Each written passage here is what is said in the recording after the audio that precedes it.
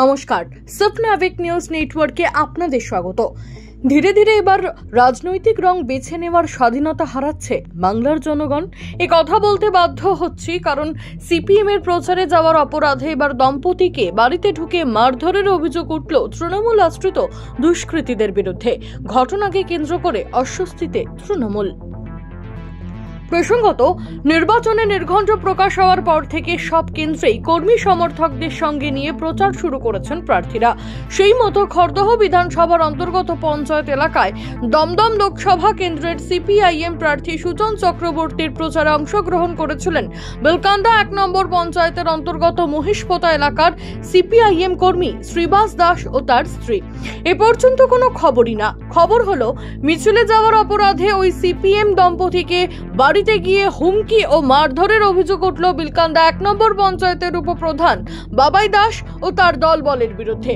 মারধর ও হুমকির ঘটনায় আতঙ্কিত হয়ে পড়েছেন সিপিএম দম্পতি ও তাদের পরিবার।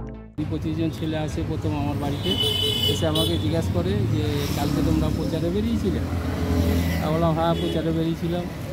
বলছে আজকে বিকাল থেকে তোমাকে যেন রাস্তায় না দেখতে পাই। আমি বললাম কেন?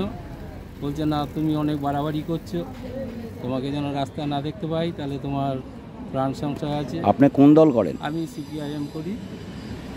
যারা এসেছিল তারা তৃণমূল করে, আমার পাড়ার ছেলে সব। তো আমি এই কথা বলাতে আমাকে বলছে আজকে বিকালে সব থেকে তোমাকে যেন রাস্তায় না দেখি। কেন রাস্তায় তো আমাকে বেরাতেই হবে। তখন আমাকে মারধর শুরু করে। 20-25 জন মিলে আমাকে মারে।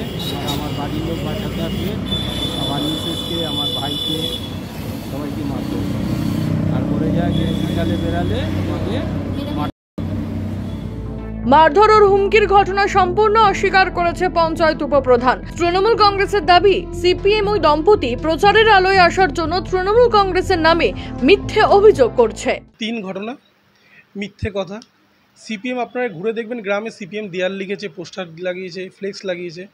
যদি মনে হতো যে আমাদের দল বলবে, তাহলে তো প্রথম দিনই বলতে পারতো। মিথ্যে কথা, ভিত্তিহীন কথা। ওনারা প্রচারের আলোতে আসতে চায়, তাই মিডিয়ার সামনে কিছু হতো বলতে হবে, তাই বলেছে। এরকম কোনো ঘটনা ঘটেনি, ভিত্তিহীন ঘটনা। তারা অভিযোগ দায়ের